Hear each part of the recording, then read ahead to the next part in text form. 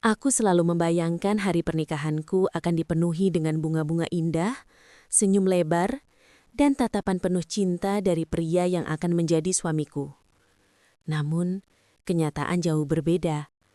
Gaun putih yang kugunakan terasa dingin dan berat, seperti beban yang baru saja dipikulkan di pundakku. Para tamu tersenyum ramah, tapi senyum mereka terasa hampa, seperti topeng yang menutupi kebenaran pahit. Ini adalah pernikahan tanpa cinta. Sebuah transaksi, lebih tepatnya. Keluargaku terancam bangkrut.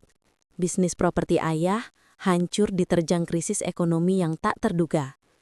Penawaran dari keluarga Arya datang di saat yang tepat, atau lebih tepatnya, di saat yang paling desperate. Mereka akan menyelamatkan bisnis ayah. Dengan satu syarat, aku harus menikah dengan putra tunggal mereka, Arya Dirgantara. Aku tahu, sejak awal tak ada ruang untuk penolakan. Demi keluarga, aku akan melakukan apapun. Arya, pria yang kini berdiri di sampingku di altar, mengucapkan janji suci yang terdengar begitu ironis. Ia tampan, cerdas, mapan, semua kriteria idaman wanita, kecuali satu, hatinya. Matanya yang seharusnya memancarkan kebahagiaan di hari sakral ini, justru memancarkan kesedihan dan sedikit kemarahan. Ia bahkan tidak berusaha menyembunyikannya. Malam harinya, setelah resepsi yang terasa seperti pementasan sandiwara besar, aku duduk di tepi ranjang di kamar yang kini menjadi milik kami. Hiasan bunga mawar putih dan lilin aromaterapi berusaha menciptakan suasana romantis yang sama sekali tidak ada. Arya masuk ke kamar, melemparkan jasnya ke sofa tanpa peduli, lalu melonggarkan dasinya. Gerakannya kaku, tegang. Ia menatapku. Tatapan itu dingin dan jujur, seperti sebilah pisau yang mengoyak hatiku tanpa ampun. "Dini," katanya suaranya datar. "Aku harus mengatakan ini kepadamu. Aku tidak mencintaimu." Aku merasakan napasku tercekat. Sebagian dari diriku sudah tahu, tentu saja. Tapi mendengarnya secara langsung, begitu lugas, begitu tanpa filter, tetap saja menyakitkan. Rasanya seperti sebuah pukulan telak. Aku mengangguk pelan, berusaha mengendalikan emosiku. Air mata sudah di ambang mata, tapi aku tidak akan membiarkannya jatuh. Tidak di hadapannya. "Aku tahu," jawabku pelan. Suaraku nyaris berbisik. "Aku juga tidak mencintaimu, Arya." Itu adalah kebohongan. Aku tidak mencintainya, itu benar. Tapi aku juga tidak membencinya.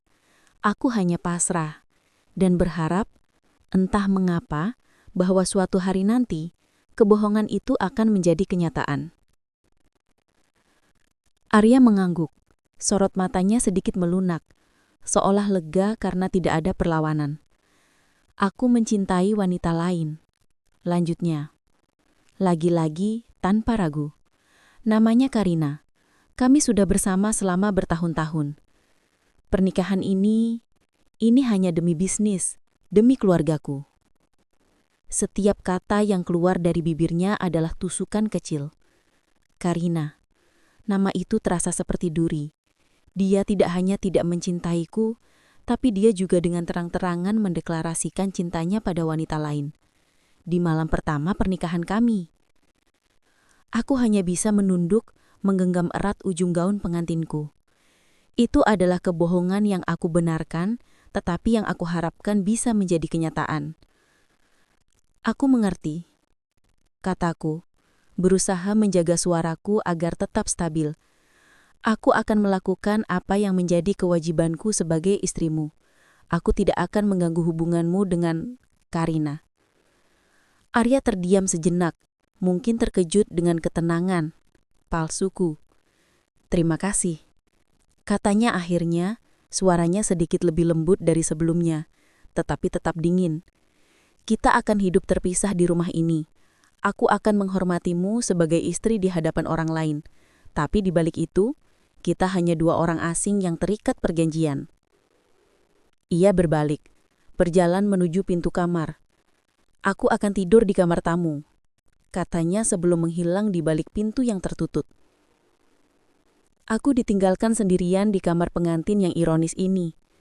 Air mata yang selama ini kutahan akhirnya tumpah ruah, mengalir deras membasahi pipiku, menenggelamkan semua harapan kecil yang sempat kupertahankan.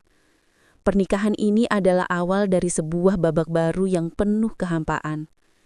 Aku adalah Dini, istri tanpa cinta, yang kini terikat pada pria yang hatinya sudah menjadi milik orang lain. Bagaimana aku akan menjalani ini? Bagaimana aku akan bertahan? Hanya waktu yang akan menjawabnya. Namun jauh dalam hatiku, setercah harapan kecil yang bodoh masih berbisik, bahwa mungkin suatu hari nanti semua ini akan berubah. Hari-hari awal pernikahan kami adalah parade keanehan yang menyakitkan. Rumah besar ini terasa begitu luas, namun sesak oleh kesendirianku. Aku bangun setiap pagi dengan perasaan hampa, menatap langit-langit kamar yang mewah namun dingin. Arya selalu sudah pergi saat aku terbangun, entah ke kantor atau entah kemana. Kami hanya bertemu di meja makan saat sarapan, jika jadwalnya memungkinkan, atau saat makan malam. Itu pun hanya formalitas. Percakapan kami datar dan singkat, tentang pekerjaan atau hal-hal sepele lainnya. Aku berusaha keras untuk memainkan peranku. Aku memastikan sarapan Arya selalu siap, meski ia jarang menyentuhnya. Aku menata ruang kerjanya, memastikan semuanya rapi. Aku bahkan mulai belajar resep-resep baru dari buku masakan peninggalan ibu, mencoba menciptakan kehangatan di rumah yang terasa seperti museum. Semua kulakukan dengan tulus, dengan harapan bodoh bahwa mungkin, hanya mungkin, Arya akan melihat usahaku. "Kau tidak perlu melakukan semua ini," katanya suatu pagi saat aku menyajikan telur mata sapi dan roti panggang untuknya. Ia bahkan tidak menatapku, matanya terpaku pada iPad-nya. "Aku istrimu," jawabku pelan, berusaha menjaga agar suaraku tidak terdengar tersinggung. "Ini adalah kewajibanku." Ia mendengus pelan, seolah tidak percaya. "Kewajibanmu hanya memastikan reputasi keluarga tetap baik di mata umum, bukan untuk menjadi pelayan." Kata pelayan itu menghantamku. Rasanya seperti ditampar, ada perih yang tak bisa kujelaskan. Aku menunduk, jantungku berdenyut sakit. "Aku hanya berusaha," bisikku, lebih kepada diriku sendiri. "Berusaha untuk apa?" tanyanya. Akhirnya mengangkat pandangannya. Matanya tajam, dingin. "Berusaha membuatku jatuh cinta padamu, itu tidak akan terjadi, Dini." Aku mendongak, menatapnya lurus. Ada keberanian yang entah dari mana muncul di dalam diriku. "Aku tidak berharap apa-apa, Arya," kataku. "Meski itu bohong besar. Aku hanya berusaha menjalani peranku sebaik mungkin. Kau tidak perlu khawatir." Ia hanya menatapku sejenak, lalu kembali ke iPad-nya. Percakapan kami berakhir di sana, meninggalkan rasa pahit seperti kopi tanpa gula di lidahku. Setiap malam, aku tidur di ranjang king size yang terasa terlalu besar sendirian. Aku sering melamun, membayangkan bagaimana rasanya dicintai, membayangkan bagaimana rasanya memiliki seseorang yang menungguku pulang, seseorang yang ingin berbagi cerita tentang hari-hari kami. Tapi kenyataannya aku hanya punya bantal yang basah oleh air mata dan kesunyian yang memekakkan telinga. Aku mulai mengisi hariku dengan aktivitas. Aku mengambil kursus melukis, sesuatu yang selalu kuinginkan tapi tak pernah sempat kulakukan. Aku menghabiskan waktu di perpustakaan kota, tenggelam dalam buku-buku yang menceritakan kisah-kisah cinta yang bahagia, sebuah ironi pahit bagi diriku. Aku bahkan mulai menjadi sukarelawan di panti asuhan, menemukan sedikit kehangatan dari senyum polos anak-anak yang juga merasakan kehilangan. "Kau terlihat lebih ceria hari ini," Bibi Asih, asisten rumah tangga yang sudah lama bekerja untuk keluarga Arya, berkomentar suatu pagi. Ia adalah wanita paruh badan yang selalu ramah dan seolah memiliki mata yang bisa melihat menembus hatiku. Aku tersenyum tipis. "Aku mencoba untuk menyibukkan diri, Bibi," kataku. Bibi Asih mengangguk, lalu menatapku dengan tatapan lembut. "Jangan terlalu keras pada dirimu sendiri, Nak Dini. Hati itu seperti tanah, kadang perlu diistirahatkan agar bisa tumbuh tunas baru." Kata-kata Bibi Asih menghangatkan hatiku. Aku tahu dia mengerti entah bagaimana. Dia mungkin telah menyaksikan banyak hal dalam rumah tangga ini. Suatu malam, saat aku sedang membaca di ruang keluarga, Arya pulang terlambat. Aku mendengar suara mobilnya lalu langkah kakinya yang berat di lorong. Ia berhenti di ambang pintu ruang keluarga. Belum tidur? Tanyanya. Suaranya sedikit serak mungkin karena lelah. Belum, jawabku. Menutup buku. Aku menunggumu untuk makan malam. Ia mengerutkan kening. Kau tidak perlu menungguku. Aku sudah masak sup ayam kesukaanmu, kataku, mengabaikan perkataannya. Aku teringat Bibi Asih pernah menyebutkan sup ayam adalah makanan favoritnya saat ia sedang tidak enak badan. Aku tahu ia terlihat lesu hari ini. Arya terdiam sejenak. Aku bisa melihat tatapan terkejut di matanya meskipun hanya sekilas. Ia berjalan menuju meja makan. Duduk di sana. Aku menyajikan sup untuknya. Ia memakannya perlahan tanpa komentar. Namun aku melihat sesuatu di matanya yang berbeda malam itu. Bukan cinta, bukan kehangatan, tapi mungkin sedikit kejutan. Atau mungkin hanya rasa lelah yang membuat pertahanannya sedikit runtuh. Aku duduk di seberangnya, menemaninya makan dalam diam. Ruang kosong di antara kami masih ada, tebal dan tak terlihat. Tapi malam itu untuk pertama kalinya, aku merasa sedikit kurang sendirian. Harapan kecilku, yang kukira sudah mati, berdenyut lagi. Mungkin, hanya mungkin, pintu hatinya tidak terkunci rapat. Mungkin hanya butuh waktu. Aku akan menunggu. Aku akan berusaha. Minggu-minggu berlalu dan pola hidup kami tetap sama. Namun dengan nuansa yang sedikit berbeda.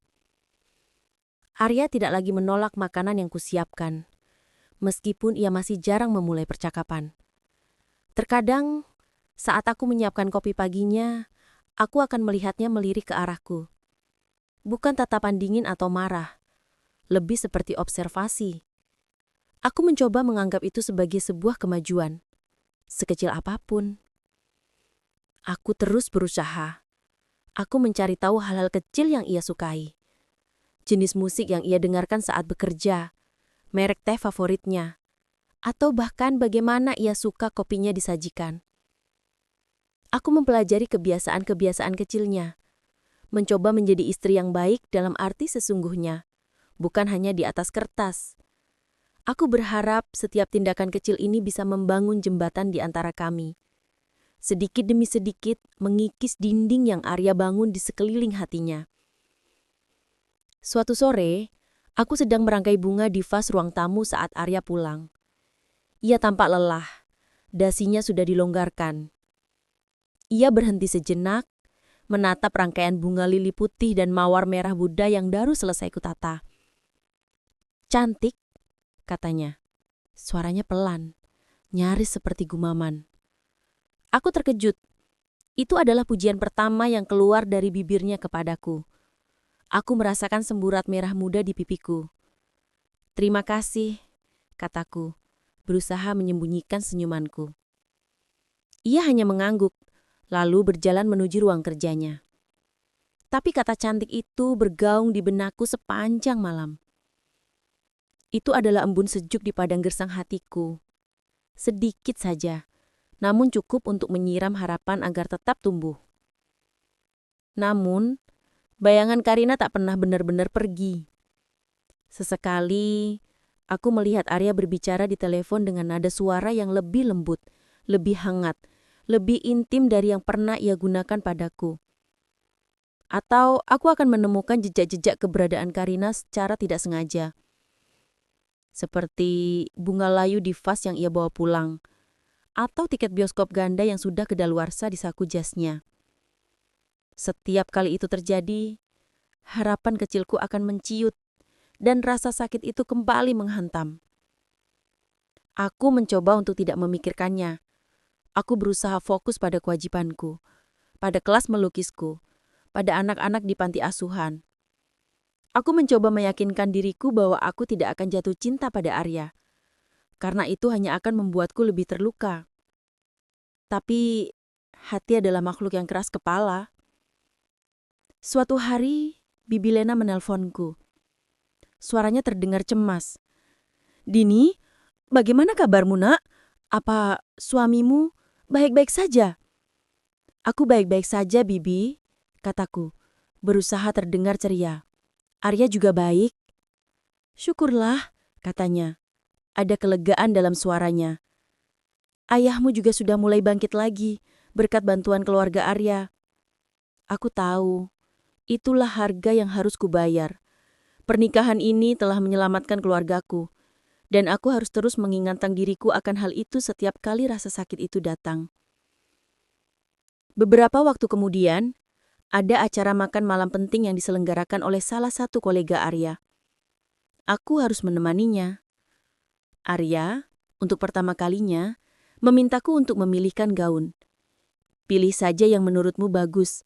Kita harus terlihat serasi. Kata serasi itu membuat hatiku berdesir. Apakah ini berarti ia mulai melihatku sebagai bagian darinya?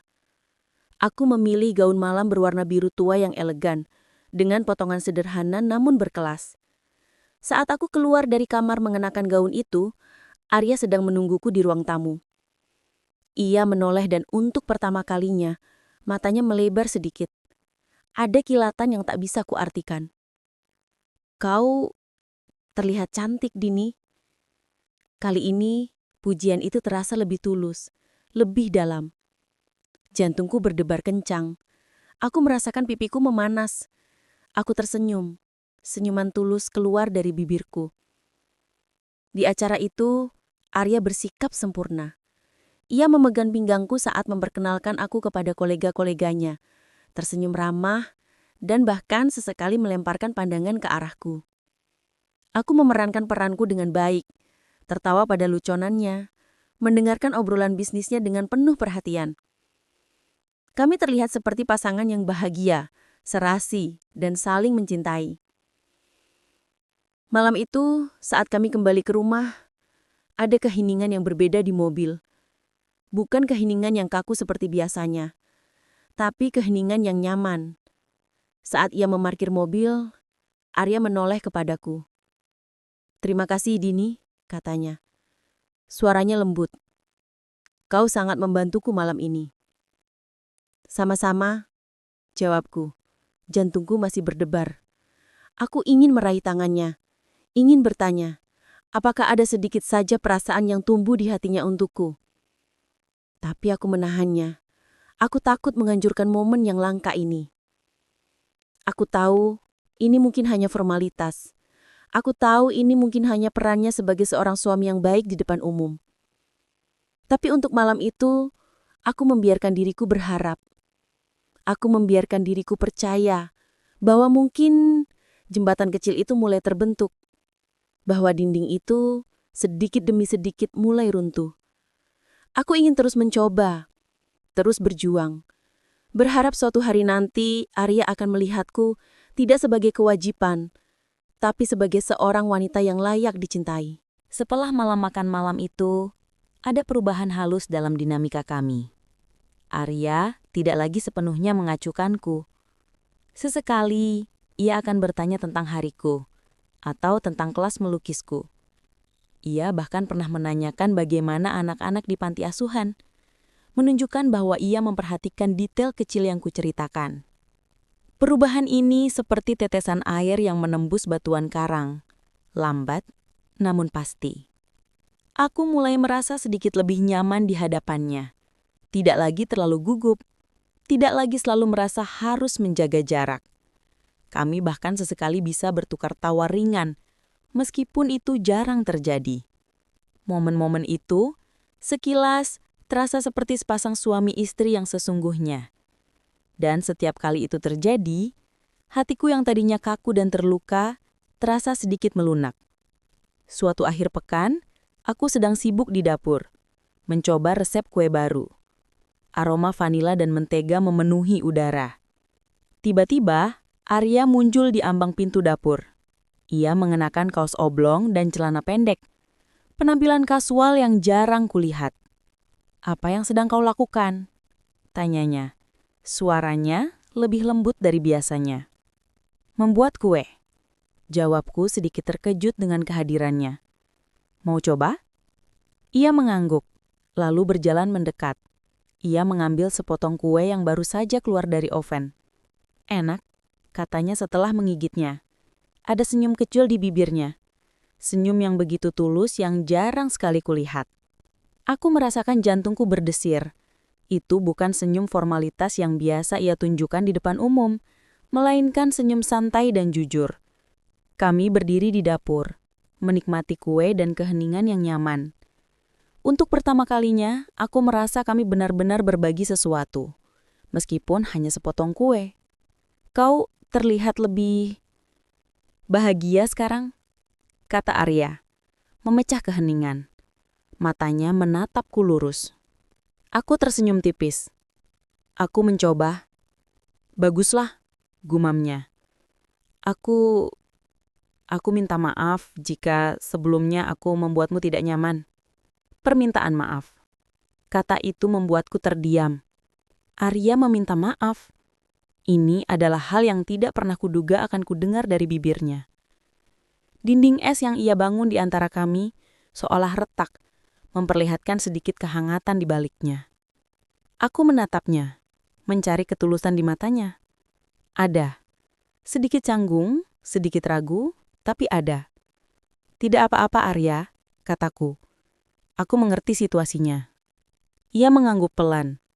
Aku tahu ini tidak mudah untukmu. Aku menghargai caramu menghadapinya.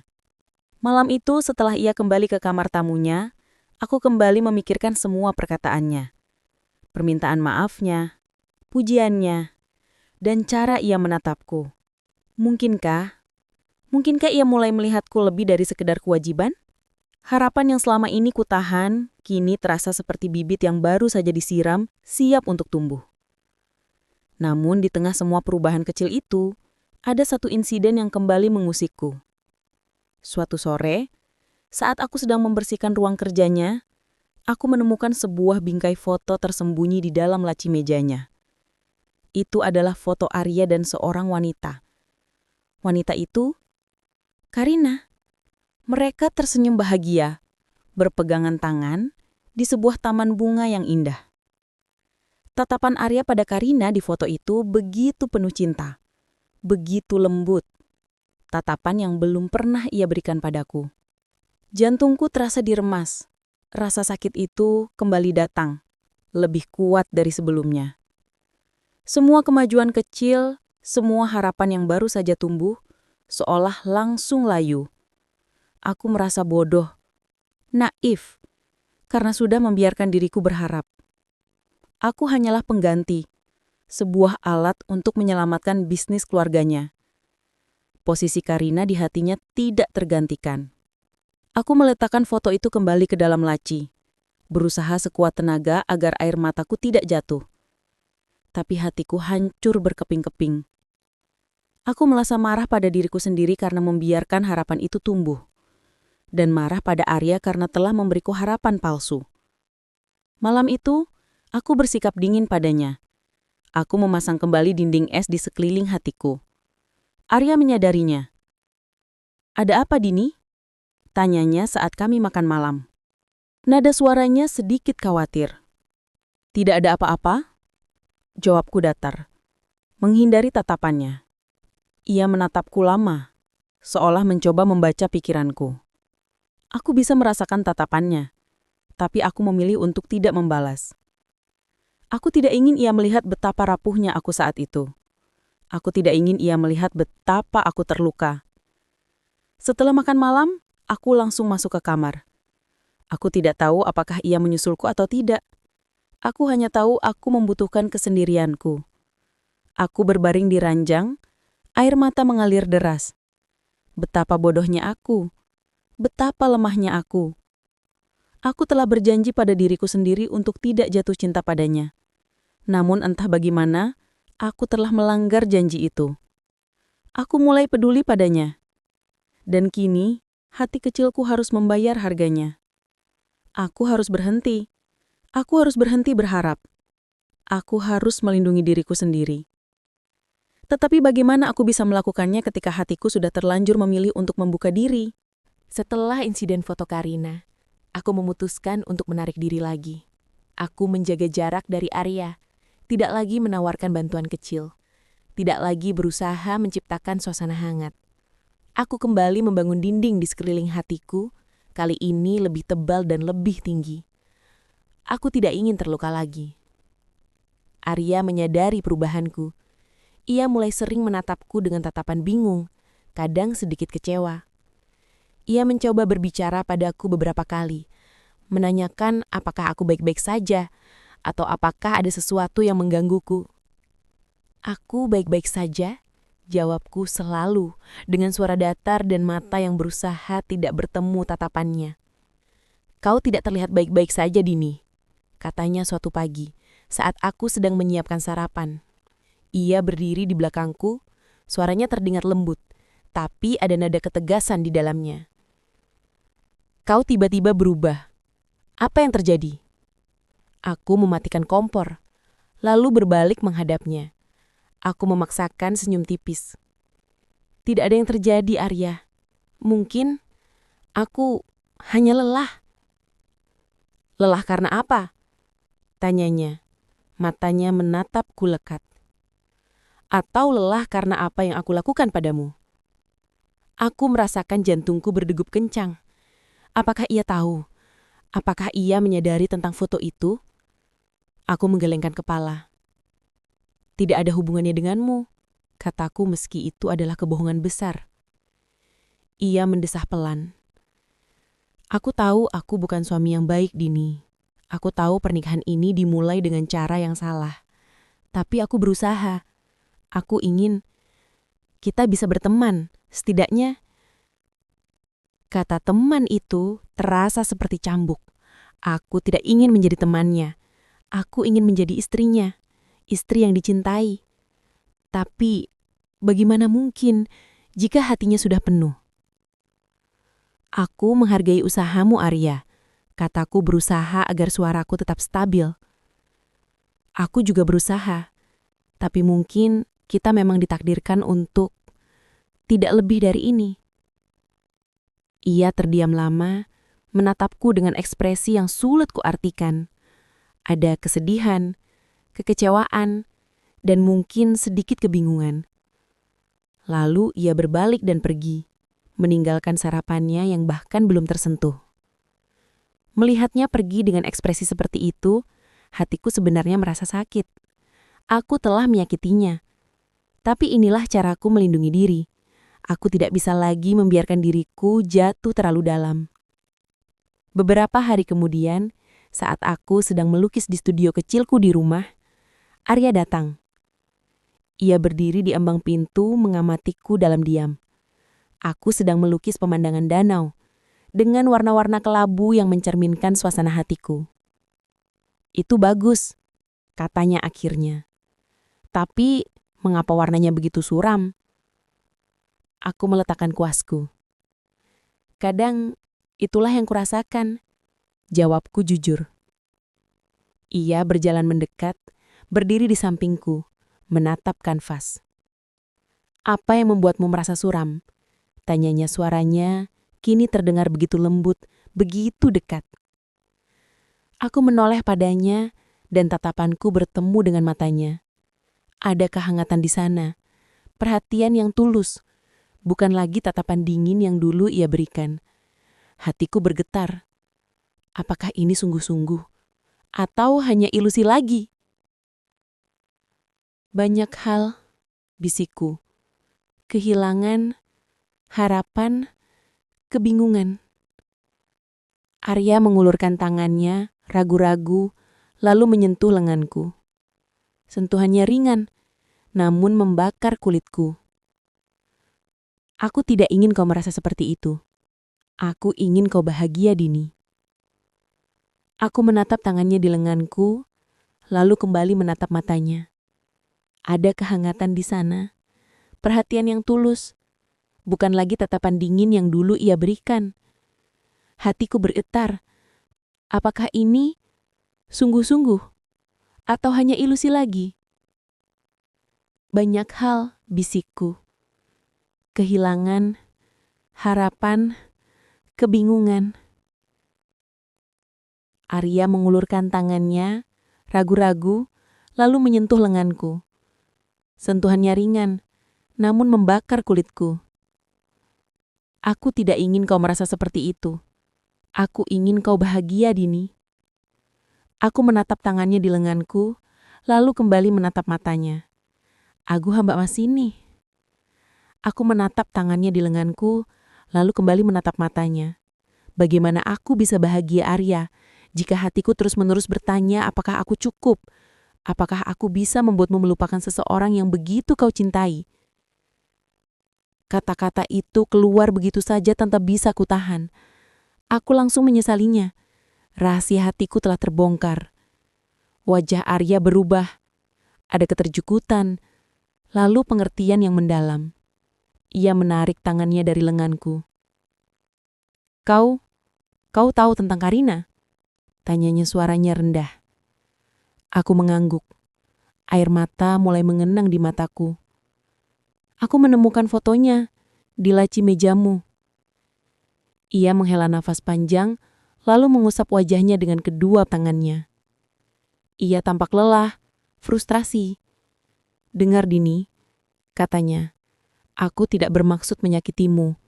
Aku tidak pernah ingin pernikahan ini menjadi beban bagimu. Tapi memang begitu, Arya. Setiap hari aku berusaha. Setiap hari aku berharap. Tapi setiap kali aku merasa ada kemajuan, aku teringat bahwa hatimu sudah ada pemiliknya. Bagaimana aku bisa bersaing dengan bayangan yang tak akan pernah bisa kugapai?" Ia menatapku. Matanya memancarkan kesedihan. Ia terdiam lama. Keheningan itu terasa begitu berat, begitu menyakitkan. Lalu, ia menjawab, suaranya hampir tak terdengar. "Iya, aku tak tahu, Dini. Rasanya sudah lama sekali. Segalanya sudah berubah." Segalanya sudah berubah. Kata-kata itu entah mengapa membuatku sedikit lega, namun juga takut. Apakah itu berarti ia mulai membuka hatinya padaku, atau hanya rasa bersalah yang membuatnya berkata begitu? Ia melangkah lebih dekat, menangkup wajahku dengan kedua tangannya. Ibu jarinya mengusap air mata di pipiku. Aku tahu, aku mungkin sudah terlambat, Dini. Tapi aku ingin mencobanya. Aku ingin mencoba untuk membuatmu bahagia. Aku ingin mencoba untuk menjadi suami yang baik bagimu. Tatapan matanya begitu tulus, begitu dalam. Aku bisa melihat ketulusan di sana, penyesalan, dan juga harapan. Harapan yang sama yang dulu pernah kumiliki. Tapi kini, setelah sekian lama terluka, hatiku terasa kaku. Bunga yang dulunya ingin mekar, kini enggan untuk membuka kelopaknya. Terlalu takut, terlalu lelah untuk kembali kecewa. Aku hanya bisa menatapnya, tidak mampu mengucapkan sepatah kata pun. Apakah ini yang selama ini kuharapkan? Mengapa sekarang terasa begitu sulit? Setelah pengakuan Arya di studio lukisku, suasana di antara kami berubah drastis. Dinding yang kubangun di sekeliling hatiku memang tebal, tapi kata-katanya, terutama pengakuannya tentang Karina yang kini ia ragukan, telah menciptakan retakan yang cukup besar. Arya mulai menunjukkan perhatian yang lebih. Ia tidak hanya bertanya tentang hariku, tapi mendengarkan dengan seksama setiap detail. Ia sering menemaniku makan malam dan bahkan sesekali menemaniku di ruang keluarga, membaca buku sementara aku melukis. Aku bisa merasakan ketulusannya. Caranya menatapku, caranya berbicara, sentuhan-sentuhan kecil yang dulu tidak pernah ada. Semuanya terasa nyata. Arya tidak lagi tidur di kamar tamu. Suatu malam, ia datang ke kamarku, berdiri di ambang pintu dengan ekspresi canggung. "Bolehkah aku tidur di sini?" tanyanya. Suaranya pelan. "Hanya ingin menemanimu." Aku terdiam. Jantungku berdebar kencang. Ini adalah momen yang dulu sangat kuimpikan. Momen yang dulu akan membuatku menangis haru. Tapi kini, ada rasa cemas yang samar. "Tentu," jawabku akhirnya, berusaha menjaga suaraku agar tetap netral. Arya masuk, dan malam itu ia tidur di ranjang bersamaku. Ada jarak di antara kami, tapi kehadirannya begitu terasa. Aku tidak bisa tidur, hatiku bergejolak. Rasa lega bercampur dengan rasa takut. Aku takut ini hanya sementara. Takut ia akan kembali ke Karina. Takut aku akan kembali terluka. Namun dalam tidurku yang singkat, aku merasakan sentuhan lembut di rambutku. Arya mengusap rambutku. Pagi harinya ia sudah bangun sebelum aku. Aku membuka mata, melihat punggungnya yang sedang berdiri di dekat jendela menatap keluar. Ada ketenangan yang aneh. Pagi, sapaku pelan. Ia menoleh dan senyum tipis terukir di bibirnya. Pagi dini. Tidurmu nyenyak? Lumayan, jawabku. Senyuman itu begitu berbeda dari yang dulu. Ada kehangatan, kelembutan, dan aku bisa melihat sedikit rasa cemburu saat ia melihatku tersenyum pada pria lain. Arya mulai sering mengajakku keluar. Kami makan malam di restoran favoritnya, berjalan-jalan di taman, bahkan menonton film di bioskop. Ia menceritakan tentang masa kecilnya, tentang mimpinya, tentang segala hal yang dulu ia simpan rapat-rapat. Aku mendengarkan, dan setiap cerita darinya, setiap tawa yang keluar dari bibirnya saat kami bercanda, seolah menarik satu persatu duri yang menancap di hatiku. Aku minta maaf untuk semua waktu yang terbuang, Dini. Katanya suatu malam, saat kami sedang duduk di balkon menatap bintang. Ia meraih tanganku, menggenggamnya erat. Aku seharusnya melihatmu lebih cepat. Aku seharusnya menghargaimu. Aku menatap tangannya yang menggenggam tanganku. Kehangatan yang ia berikan begitu nyata. Tidak apa-apa, Arya, kataku mencoba menyenyum. Semua butuh waktu. Aku tahu aku telah menyakitimu. Katanya suaranya penuh penyesalan. Tapi aku bersungguh-sungguh. Aku ingin memperbaiki semuanya. Aku ingin menjadi suami yang layak bagimu. Aku bisa melihat ketulusannya di matanya. Aku tahu ia tidak berbohong. Ia benar-benar telah berubah. Ia benar-benar mencintaiku. Tapi mengapa? Mengapa perasaanku tidak lagi sama? Terlalu lama aku membangun pertahanan. Terlalu lama aku membiarkan diriku terluka. Rasa sakit itu telah mengikis habis sebagian besar hatiku. Kini, saat cinta Arya datang, hatiku yang lelah justru merasa gamang. Seperti bunga yang sudah lama layu, ia enggan mekar kembali meskipun sudah disiram air. Aku takut untuk kembali merasa. Aku takut untuk kembali percaya. Aku masih menghargai Arya. Aku masih merasa nyaman di dekatnya. Tapi perasaan cinta yang membara, yang dulu sangat kuinginkan darinya, kini terasa seperti abu yang dingin. Aku sudah terlalu lama sendiri, terlalu lama berjuang, seolah-olah hatiku sudah terbiasa dengan kehampaan dan kini menolak untuk diisi kembali. Suatu hari, aku sedang melukis potret Arya. Ia duduk di depanku, tersenyum dengan tatapan yang dulu sangat kuimpikan. Tatapan yang penuh cinta. Tapi saat aku memandangi wajahnya, aku merasa aneh. Aku tidak merasakan debaran jantung yang dulu begitu aku dambakan. Aku hanya merasakan sebuah kekosongan. Ada apa, Dini? Tanyanya, melihat ekspresiku. Tidak. Hanya sedikit lelah, kataku. Mencoba menyembunyikan kebingunganku sendiri. Malam itu saat kami berbaring di ranjang, Arya memelukku erat. Aku merasakan kehangatannya, aroma tubuhnya. Dulu ini akan menjadi momen yang paling membahagiakan. Tapi kini, aku hanya merasa datar. Aku membalas pelukannya, tapi hatiku tidak ikut merasakan. Aku tahu Arya mencintaiku sekarang, tapi aku tidak yakin aku bisa membalasnya lagi. Tidak dengan cara yang sama. Perasaan itu sudah terlalu lama mati suri, dan kini saat ia mencoba bangkit, aku justru takut. Aku takut menjadi munafik. Aku takut mengecewakannya. Dan yang paling penting, aku takut menyakiti diriku sendiri lagi, dengan harapan yang mungkin tidak akan bisa sepenuhnya terpenuhi. Ini adalah ironi yang paling kejam. Saat cinta yang kurindukan akhirnya datang, hatiku justru memilih untuk menutup diri.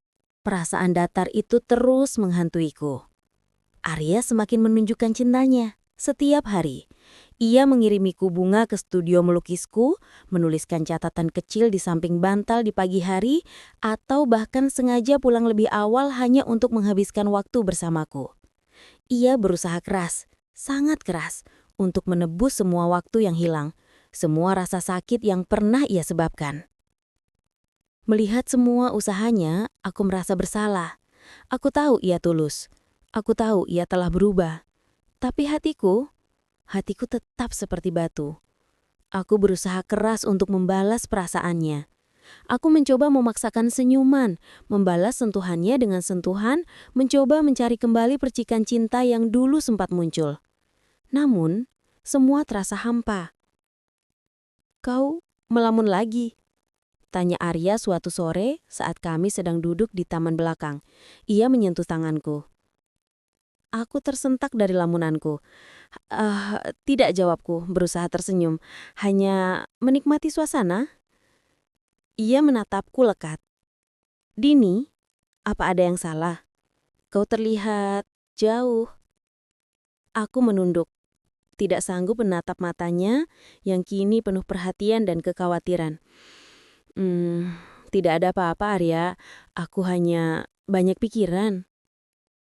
"Kau bisa menceritakannya padaku," katanya lembut. "Aku di sini untukmu." Kata-katanya terasa seperti tusukan. Ia begitu tulus, begitu ingin berbagi. Tapi aku tidak bisa. Aku tidak bisa mengatakan padanya bahwa hatiku sudah mati rasa. Aku tidak bisa mengatakan padanya bahwa cintanya kini terasa seperti beban, bukan kebahagiaan. Malam harinya, Arya ingin memelukku. Aku membalas pelukannya, tapi aku bisa merasakan diriku menegang. Aku tidak merasakan kehangatan yang dulu kuinginkan. Yang kurasakan justru sebuah kekosongan.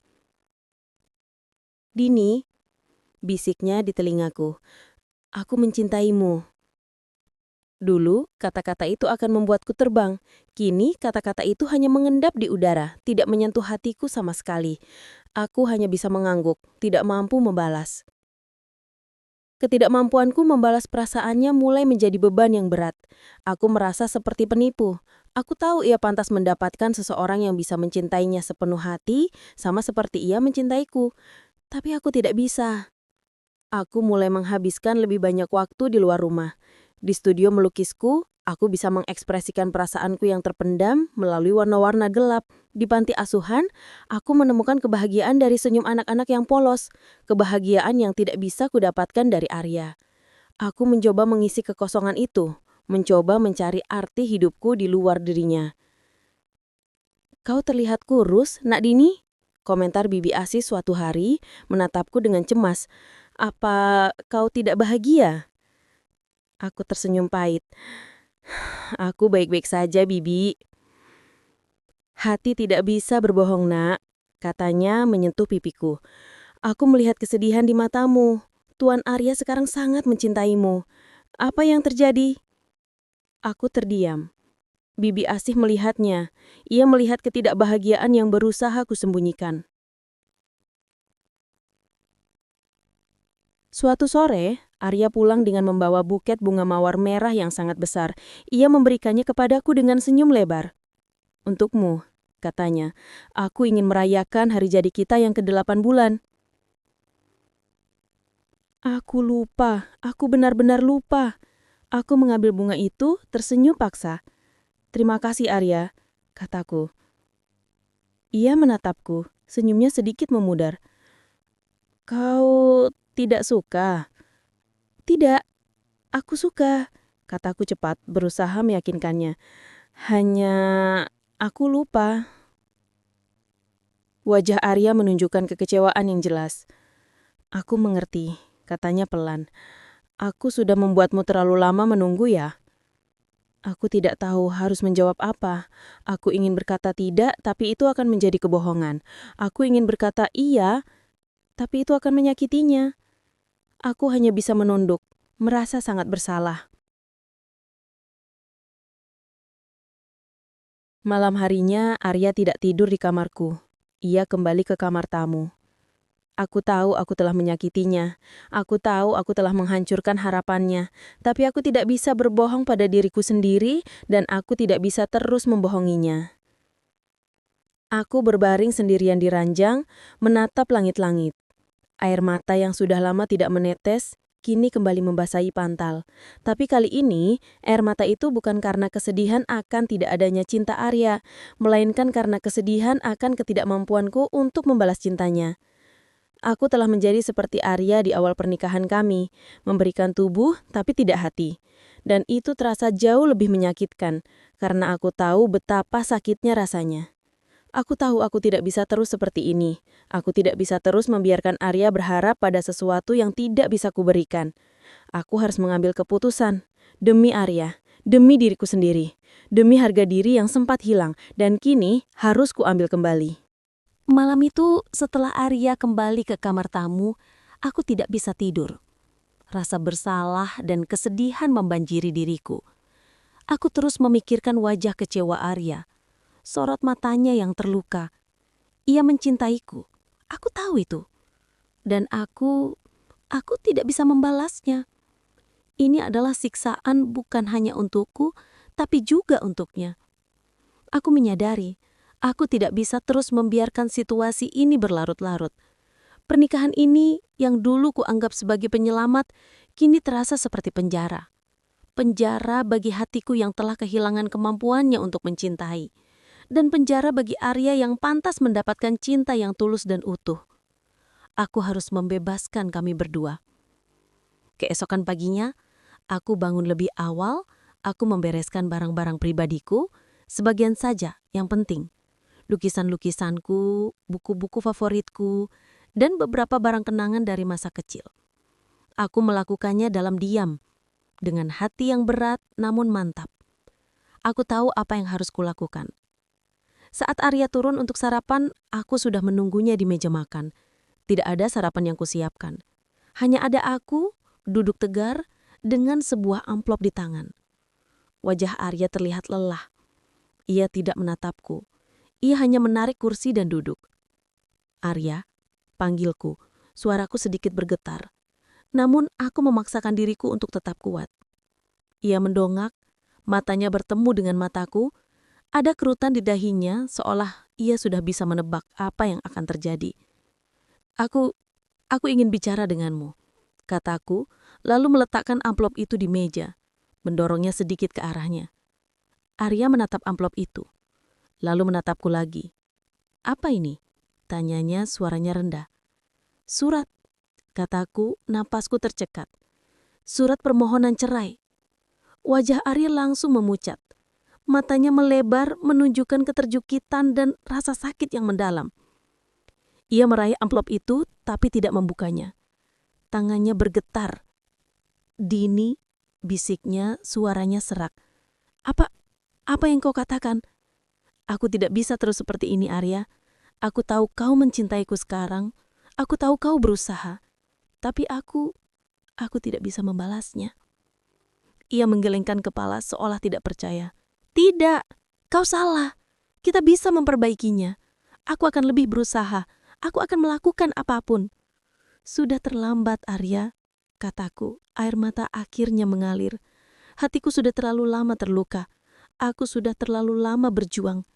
Aku sudah mati rasa.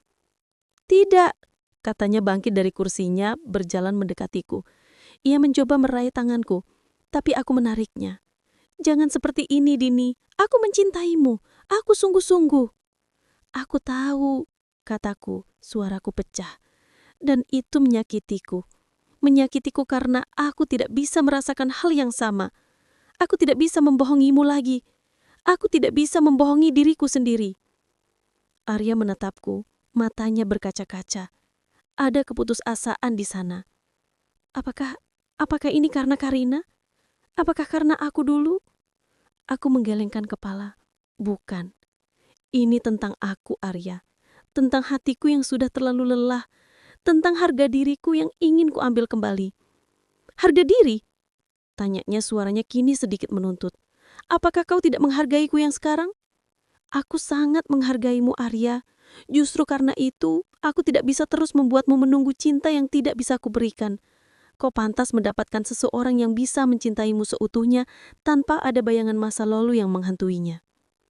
Aku bangkit dari kursi. Aku akan pergi. Aku sudah memesan tiket kereta. Arya terdiam, terpaku di tempatnya. Ia menatapku dengan tatapan yang penuh kepedihan, seolah dunia di sekelilingnya baru saja runtuh. Aku melihatnya dan hatiku sakit, tapi aku tahu ini adalah keputusan yang benar.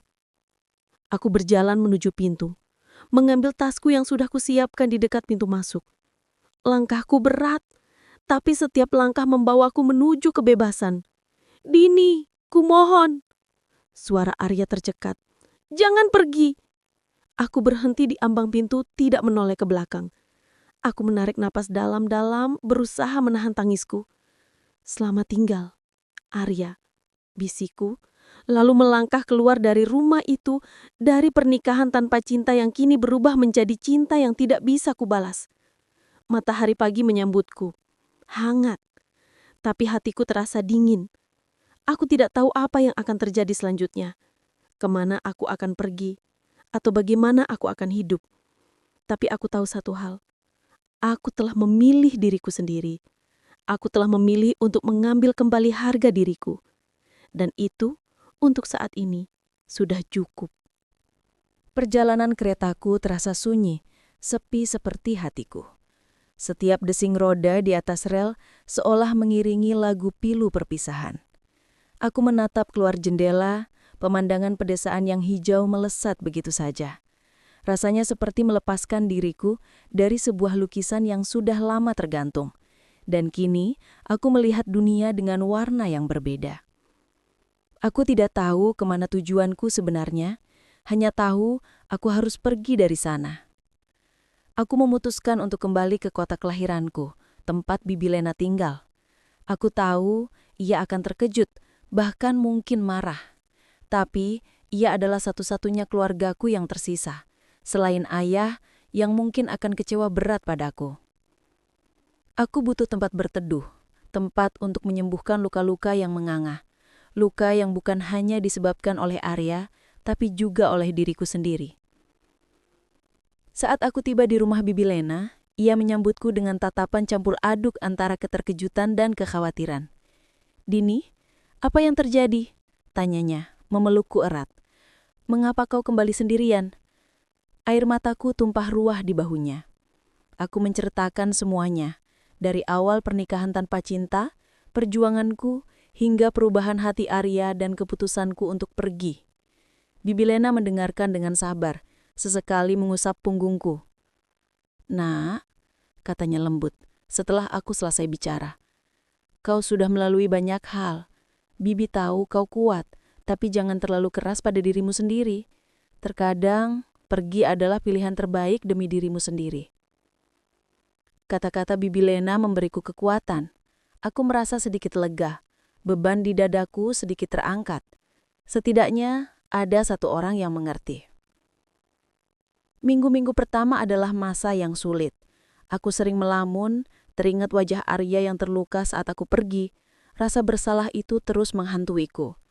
Namun aku juga merasakan sedikit kebebasan. Kebebasan untuk tidak lagi memaksakan diri. Kebebasan untuk tidak lagi berpura-pura. Aku kembali melukis.